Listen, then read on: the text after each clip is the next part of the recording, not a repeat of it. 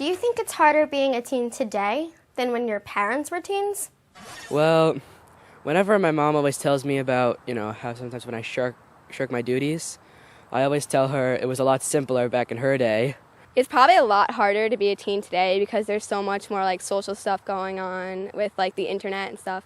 No, I don't think that, because back then times were harder than it is today. Probably because now there's a lot more distractions, like more technology and whatnot.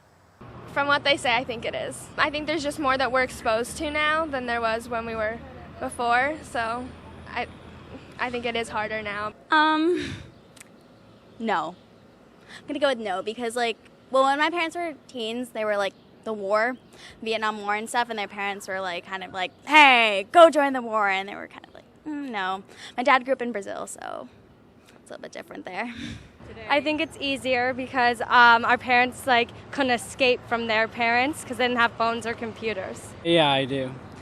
Because of the workload, school is a lot harder now, I think.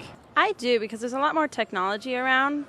When our parents were teenagers, if they had a problem with people, it would sort of a face-to-face combat issue, but nowadays you could just do it anonymously, and you can really never know who it's coming from.